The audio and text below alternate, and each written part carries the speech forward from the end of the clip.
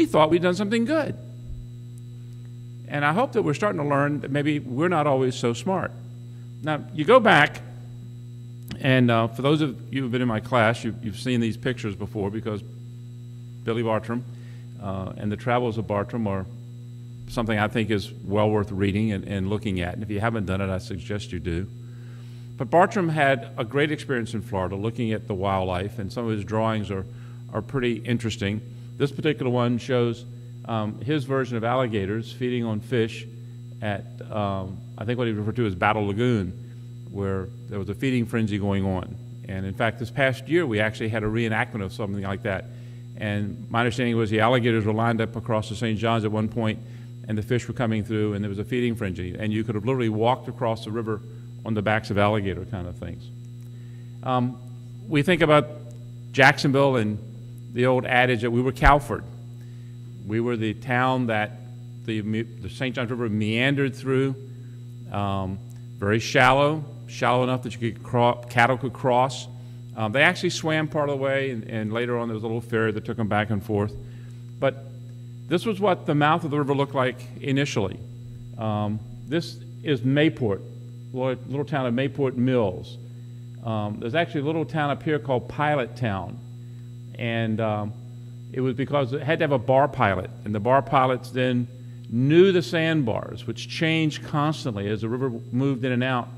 And as it changed, the people who lived here followed it, and ships that wanted to come in and out would hire the bar pilot to get them in and out of the channel.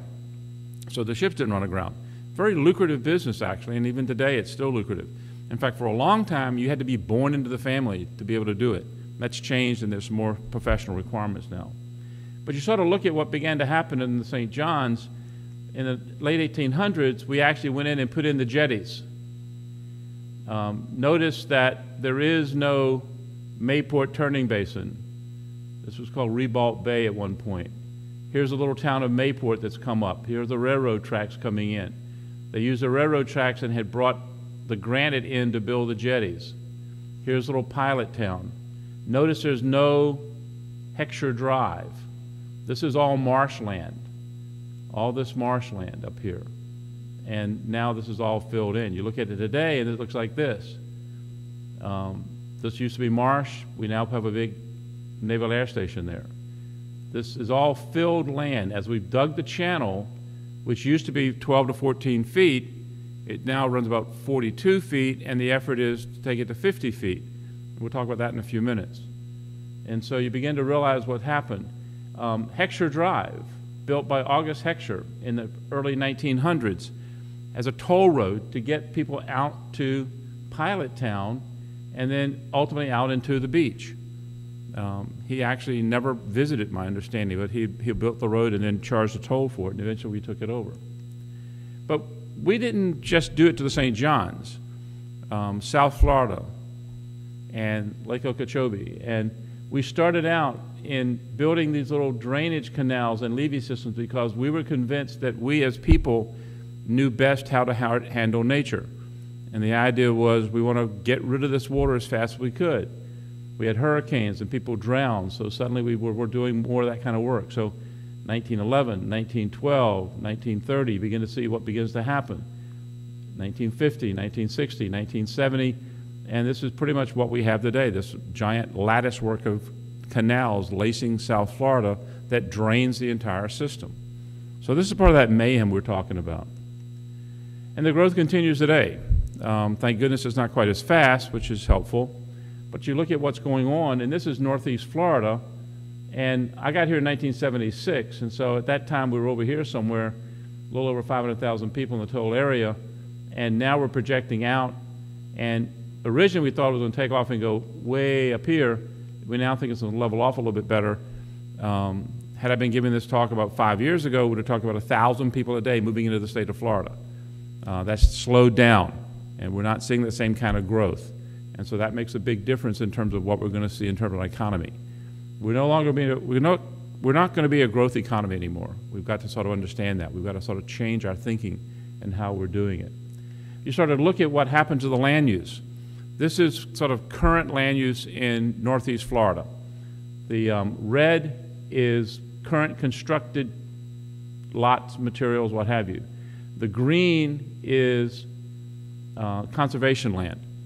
And Florida's blessed with having a lot of conservation land.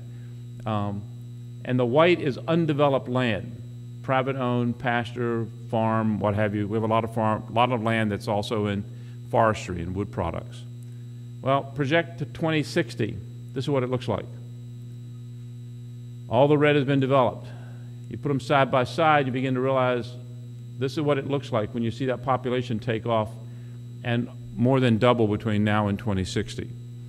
So it's going to be interesting to watch that kind of development to see what really happens. But we hope we do a better job and start thinking about it more. We're currently in a process on what's referred to as First Coast Vision. And we're trying to put together a vision for what Northeast Florida will look like in 2060. I don't plan on being here. Maybe some of the younger folks in the audience will be, but you're trying to sort of predict what's going to happen, and we hope the one thing that the effort that has put a lot of this land in public ownership will continue, so that we do in fact protect it, so we have a lot more to leave our children. One of the other things that happens is we have this undying thirst for water. And I think water is going to become one of the next major battlegrounds. And when I talk about this, we've had a threat that people want to pull water out of the St. Johns River.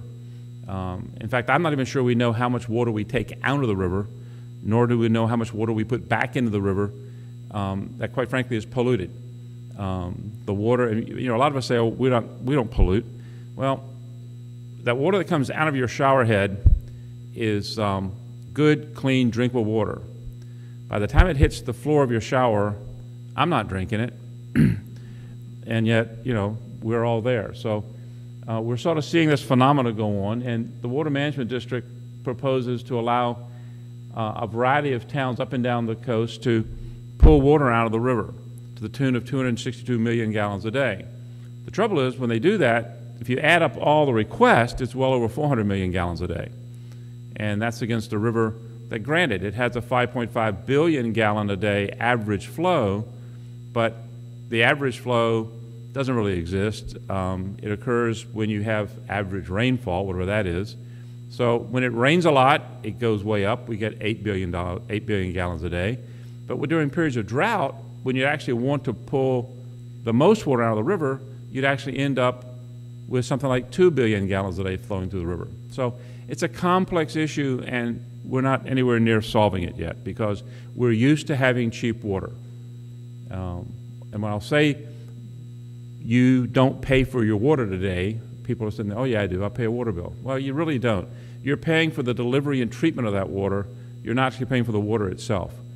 And when we have to start using desalinization and doing other process, and you start watching the price of water go up, I suspect we're going to see more and more conservation. Worldwide, the average use of water is 5 to 6 gallons a day. In the U.S. and in Florida, we use something in the order of 150 to 170, 150, 170 gallons per person per day. So we have a much higher rate of consumption than we probably need to. You look at what's happened over the years, and as we pull water out of the aquifer, we've had things like the Ocklawaha slow down. And so the flow rate in the Ocklawaha has dropped precipitously since we started doing these records in the early 40s to today. And this is partly due to the consumption of water from the aquifer. And we're simply doing a whole bunch of other things. We built Rodman Dam. We've done kind of this modification because we tend to think that we're right. And we're just not there yet. This may be what it looks like north of where they want to, or upstream of where the proposed withdrawal. And if we get enough withdrawal, if we get enough withdrawal, these cypress trees will die because the salinity will rise, and we're going to see what we think is now a freshwater wetlands will actually decline and die.